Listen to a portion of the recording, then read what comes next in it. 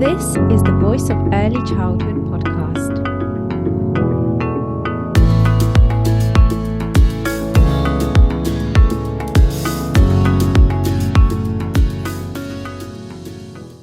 Hello, everyone. Welcome to the Voice of Early Childhood podcast. Today, I have with me Dr Mine Conkbayir, who is early childhood author, researcher, and trainer specializing in the neuroscience of early brain development.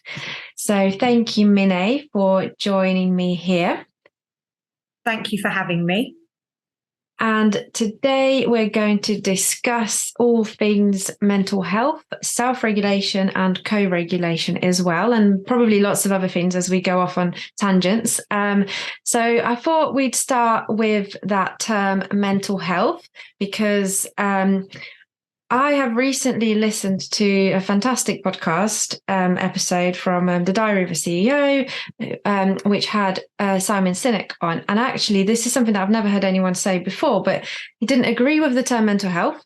Actually, he uses the term mental fitness, which is really interesting because he was saying how mental health sounds like it's a fixed destination. So like if you don't have mental health, if you don't have that health, you're not, you're imperfect. There's something wrong with you sort of thing. It's suggesting that neurodivergence means you might be imperfect. And it's an unfair statement. And instead we should call it like fitness, because it's like when we go to the gym, we're constantly progressing and developing and working on our fitness, physical fitness.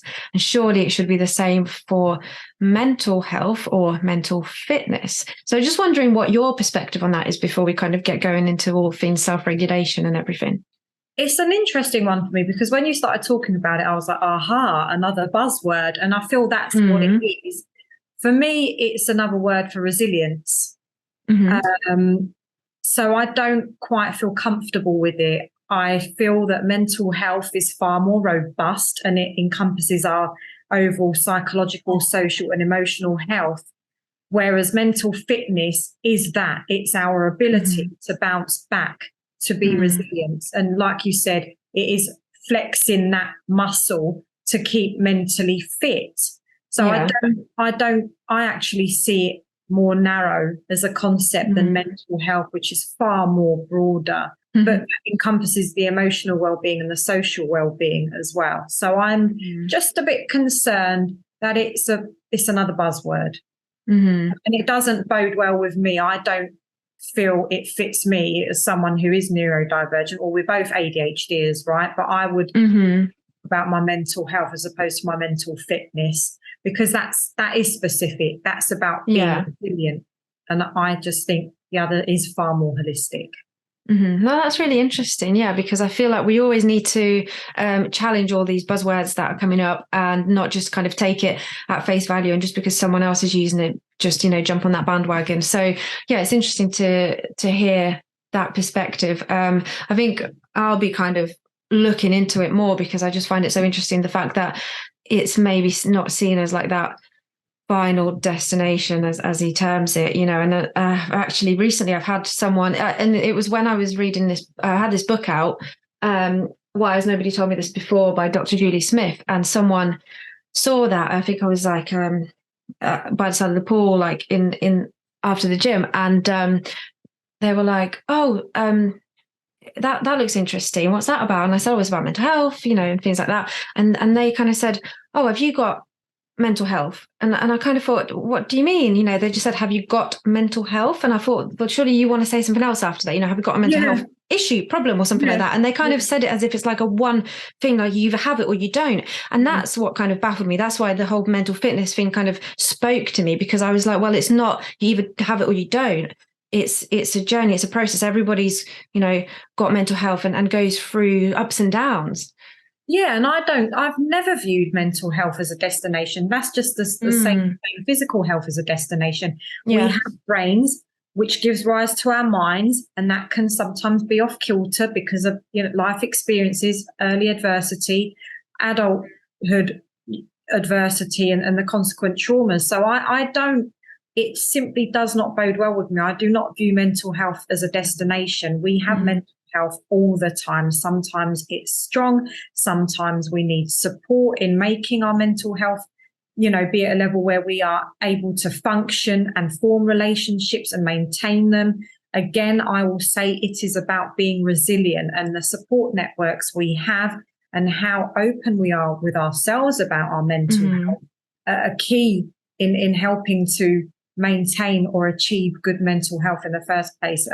Mental fitness is not a term that I'm going to start using because the likes of Simon Sinek use it. Some things resonate with us and some things don't. For me, it's not something that I would want to work with personally or professionally, to be honest.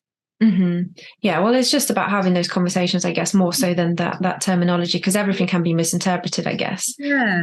And like you said, if you've got mental health, and I've heard that term bandied about so many times. Do you know what you're talking about? Like you said, you're missing some words there. Exactly. Yeah. So, I think this brings us on to the mental health of early years educators or early childhood educators, because we need to discuss the fact that educators have so much pressure to support children's, mental health and personal, social, emotional development, and support them in self-regulation through that co-regulation. But what about if the early childhood educator themselves may be struggling with their own self-regulation? They may be struggling with their own mental health. So it's just considering where that early years educator is mentally and how they can support the child or cannot perhaps support the child if they are not in a place themselves to self-regulate. I think we need to remember that we're not early years educators first and foremost. We're human beings and we don't exist in a vacuum. Yes. We've got the continued cost of living crisis. I don't think people are even out of the wreckage caused by the pandemic. I'm not seeing enough robust investment in mental health services. I'm not seeing the investment in schools having the mental health leads for every child.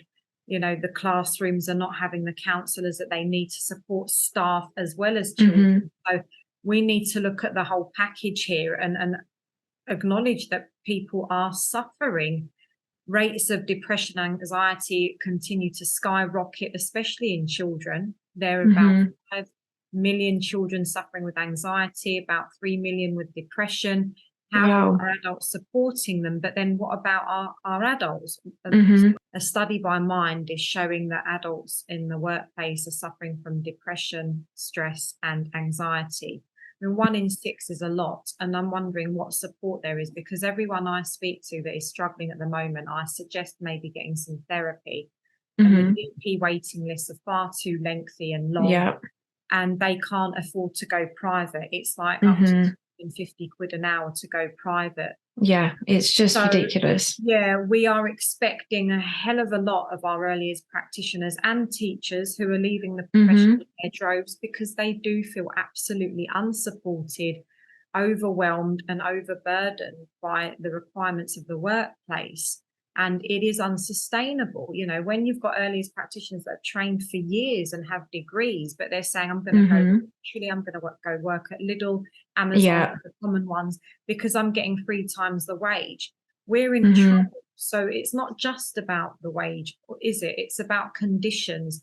Is mental health truly valued by the workplace? And if you're saying yes, how? How do you know when you walk in and when you're having a tough time? How do you know that there are policies in place and they are affecting you positively? Because it's more than the pretty box of chocolates in the bathroom and the fluffy tissue box. Yeah, exactly. It's how is my senior management team wrapping themselves around me when I'm having a wobble and it's sustained. I can't cope with financial issues out of work. I'm barely putting food on the table. I'm sleep deprived and I can't cope. That's the reality of what our children are having to rely on when they're in the early years setting. So who's containing emotionally those staff members?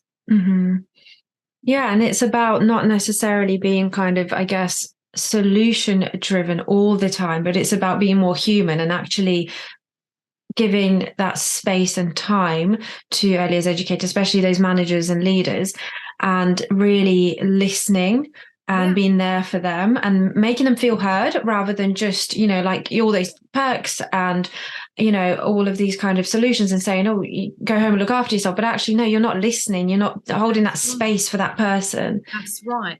Just as we would expect a staff member, a key person to do for a child. It's like my favorite neuroscientist, Dr. Daniel Siegel. Very simple. He talks about the 4 S's. How do we make children feel safe, seen, soothed, and secure? Well, I put it back to you. How are you making your staff feel safe, seen, soothed, and secure? Do you have mental health policies? What are they stating? When were they last updated to reflect the pandemic's impact on everybody? I think we need to think more honestly and reflect more critically about how effective our mental health strategies and policies are. And exactly like you said, that mere act of listening and feeling listened to, he talked again, Siegel talks about name it to tame it.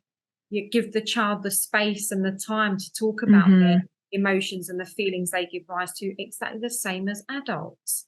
I put up a post on one of my social media forums the other day saying, my goodness, to go a whole day without someone asking, how are you? It really upset me. And I said in the post, had they asked, I could have then said, my friend died 2 days ago. I'm feeling really crappy, actually. And when we don't have a chance to reach out and connect, because we are social creatures, we are wired for connection. When we are missing that, it affects our mental health instantly. And over time, if there is that pervading sense of loneliness and nobody to share those problems with or emotions with, it can be very isolating, and that too can exacerbate poor mental health. So it's just about talking about mental health regularly. We're a mental health friendly place. It's not a taboo. Everyone has mental health on a sliding scale, and we need to be more open and brave and vulnerable about that. That's what people are coming up and saying. My goodness, I respect the way you make yourself vulnerable on a platform like that. Well, that's it, isn't it? I think there's a lot, you say it's not a taboo subject. It shouldn't be taboo, but it is still, unfortunately. And I think, that comes from the fact that narrative talking about mental health in a personal way is almost unprofessional somehow, and like it's too much. And what we normally hear is generic kind of mental health talk. So things like strategic, practical, solutions. But how about that real mental health narrative, which is all about opening up, making it personal and simply letting it out, talking to each other, without that need to problem solve or provide solutions, just acknowledging feelings, emotions, listening. Sometimes listening is enough, like to an extent, of course. Because it is that holding space. And like you said, when it's personable, it becomes relatable. And we all always strive to relate. When you're talking to me now, I'm thinking, how can I relate to this? And you might be doing the same, because it's how we connect to one another as human beings. And I think it's, we would be doing our staff a disservice and our children a disservice if we're artificial about it and gloss over mental health. I'm having a crappy day. I feel bad. How can you help me? It might be a conversation, it might be whatever it is going on at work, but there should be something in place, just even a space and a time to just kick back and go, I'm having a hard time. Like you said, you don't have to be seeking solutions, but just have that ear, a genuine interest, be authentic in that interest as well. The amount of times, Angelica, people, out in the street or wherever, bump into someone, go, you all right? It shouldn't come with a question mark at the end. They're just saying, all right. And I want to say, the amount of times I catch them, I go, I'm feeling really crap, actually. Oh, that's nice. And it just shows me all the time, I'm not really even listening. That's it. I did it today. You all right? I went, I'm feeling really shit, actually. Oh, brilliant. I'll catch you later. They don't expect it, do they? People don't expect you to say, I'm not okay, actually, because that question should be, are you really all right? Like, how are you actually doing, That's right. We know our team members. We might be friends with some of them. We know when they're off. They're less animated. They're withdrawn. They might be disassociating. All of these key signs, we need to make an effort to look out for them, say, are you sure? If you want to talk, I'm here. And it just opens up an invitation for a dialogue that is honest, no barriers, no armory needed. You know, there's no judgment. We need Yeah. to drop the judgment and fast. If we want our children to grow up mentally secure enough to say, I'm not feeling okay, I'm feeling wobbly, you know, or anxious, Hmm. agitated, it's okay. It doesn't make you a freak. It's perfectly human.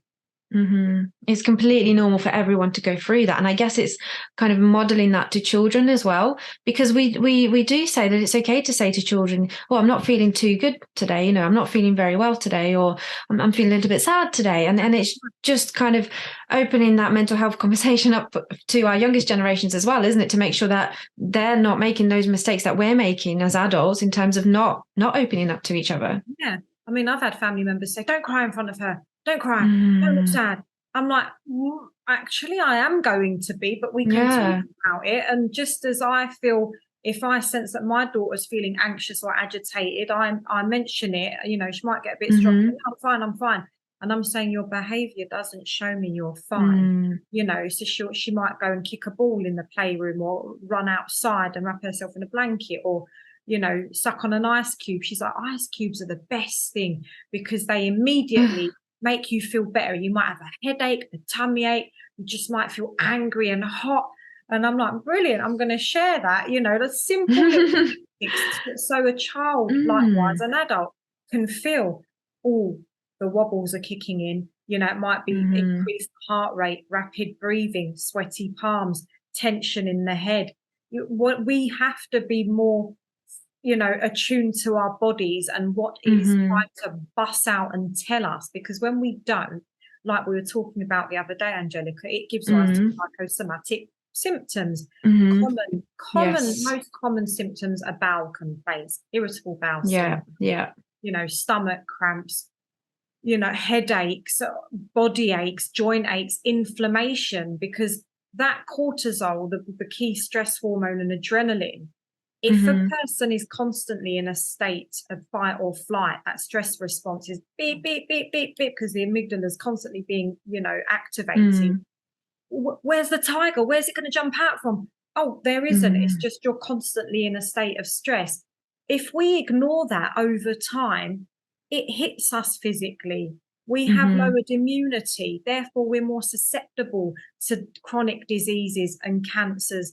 But unfortunately, some of us don't take heed until we're unable to walk. You know, we can't Yeah, get up, we until it's haven't too got. late. So I think we need to be more comfortable in listening to our bodies and what it is trying to tell us, Mhm, especially if symptoms are persisting.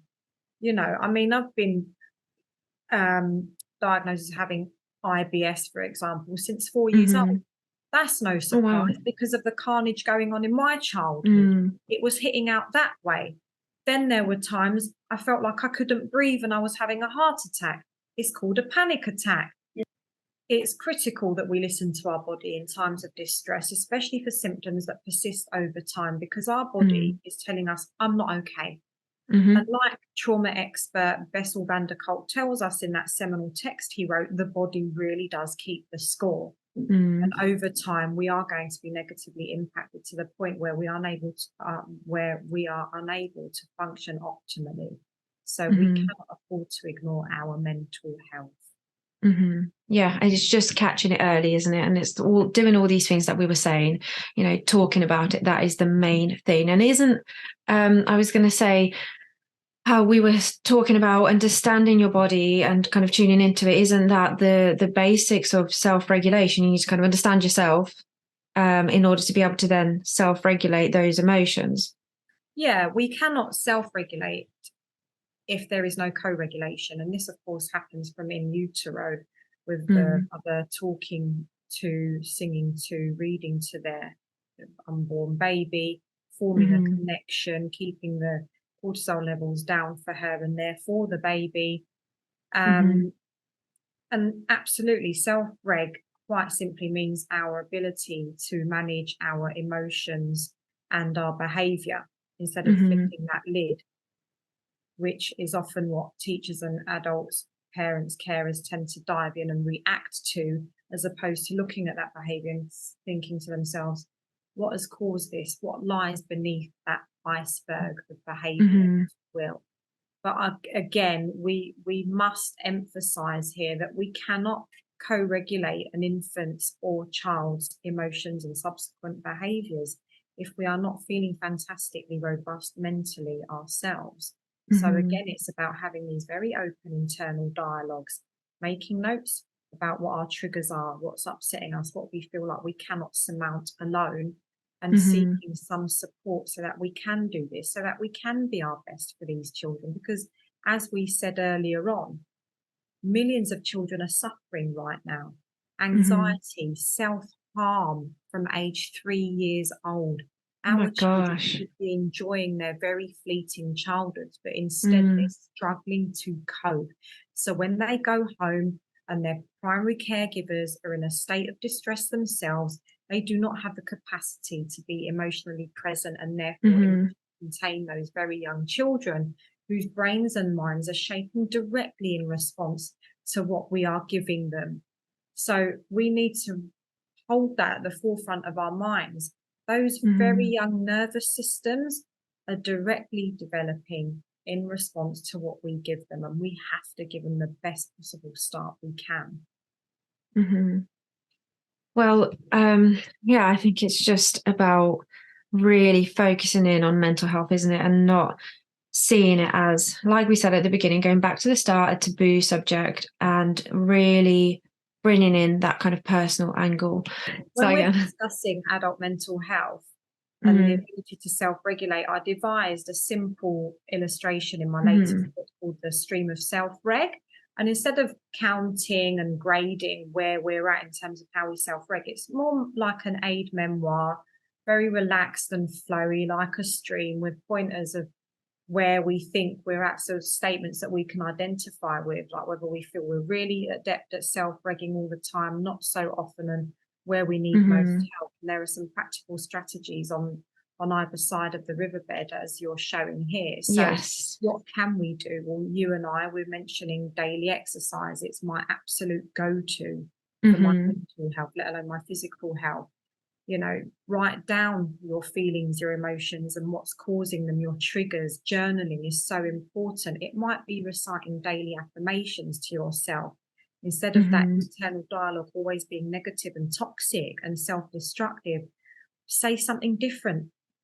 Flip the script, as they say. What can make you feel happy? Write it down. Hmm. Visualization techniques, taking deep breaths. I know it's very common to say, "I'll just take some deep breaths," but I swear by it, because breathing is the one automatic function we have that we're actually in control of.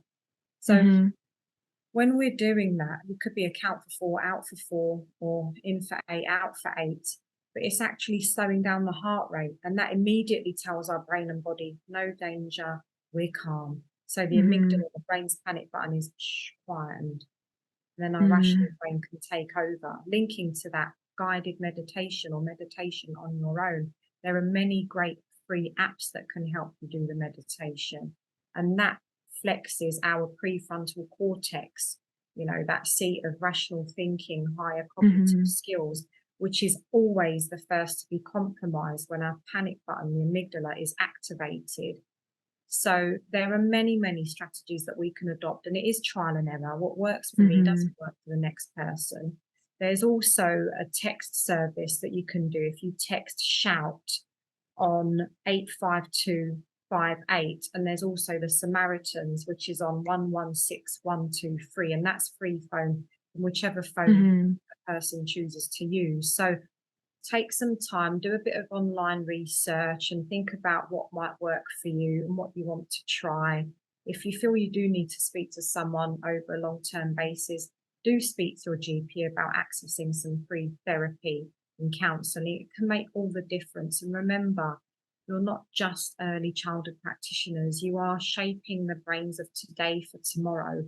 And everything you do is building those brains. So you owe it to yourself and those children with whom you work to take as best care of their mental health as possible. Hmm. That's very well put. Thank you, Minnie. So yeah, I think it's just having, that wider discussion around mental health and being able to be open and kind of personal about it. And then also being aware and starting to kind of try and use all of these different strategies to support yourself. And those of you who are watching this, on YouTube or on the website, you'll be able to see that stream of self-regulation document that we shared on our screens, and you'll be able to find it on the Voice of Early Childhood website as well, along with more work from Mine. Yeah, I feel like we've had some kind of really interesting kind of discussions on this episode, and there's still so much that we could go into, but it's just kind of sparking that initial conversation and these initial thoughts, one about the bigger topics and the bigger picture, and then two about the kind of practical things that we can actually put into place. Definitely, because we barely skimmed the surface, and I think it's an important dialogue to have. And I would encourage all early childhood staff practitioners to tap into the supports that might be available at work and question, actually, do we have policies? I don't think I've seen a mental health policy. What does it entail? Am I feeling the benefits of that? We need to have these honest, critical dialogues if we are to affect positive change in our settings. And we really do need to, especially post-pandemic, cost of living crisis. We need our staff to feel okay, to feel supported and contained all of the time, not just because it's a tokenistic raising awareness month or day, which I do love those kinds of concepts, because unless it's followed up by meaningful action, they're pointless and a waste of time. And I find it actually offensive. I agree. Yeah, so just as we kind of began this podcast episode with, it's important to remember that mental health is not a final destination or a tick box exercise. And it's just so vital to be having those bigger discussions, those personal conversations, and really tapping into how people feel and getting those discussions going. Absolutely. And for the sake of our children, they're not stupid. If we're not feeling okay, they will pick up on it and they will start to feel dysregulated. And like we were talking about yesterday, the last thing we want to do when we're there to support the holistic well-being and development of very young children, a lot of whom are vulnerable for different reasons, we don't want to be there to cause a state of co-dysregulation, which is like throwing fuel on the fire. We want to be healthy role models for these children. And I don't mean sparkly clean in terms of mental health. I mean real, but with the support of our SMT and a robust mental health policy that does contain us all the time. Yeah, 100%. It's just going back to being that real, authentic self and being human first and foremost, rather than what your job role is, I guess. It's not always about, if you're professional, then you can't be your human self. Yeah, you don't have to split them up. Yeah, and I think Gabor Mate, my star guiding light, talks about authenticity, and when we are not supported in our mental health, we're actually being prevented from being our authentic selves, because we do disassociate, we do mask, we do become more introverted, and we don't want that. We don't want that. Life is too short as it is. We want to be enabled to be our authentic selves, and we want children to be their authentic selves. Why do you think we've got hundreds of thousands of ghost children, as they call them? Because they are drained from trying to fit in to a one-size-fits-all off education system, because they're trying to mask the fact that they're not feeling okay. And this is particularly true for our neurodivergent children who cannot access education. So more parents and families are being braver and taking them out of school and home educating them. They shouldn't have to need to do that. So I think it's very indicative of how poor and skewed our education system is. But I suppose that's another podcast for another day. Yeah, that's a big topic in itself. Well, okay. Well, on that note, let's leave it there for the bigger topics, and we'll have to have those bigger debates. On another episode, probably like 2 hours long or something like that. Yeah, evening session.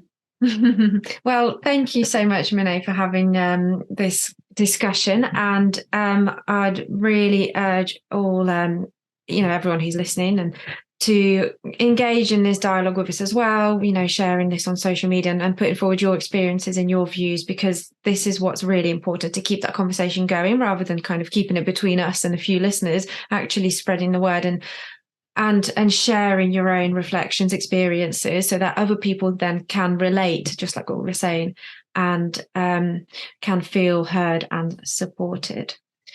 So yeah, thank you very much for joining me. And everyone can find more information around mental health and self-regulation and co-regulation on the Voice of Early Childhood website. Brilliant.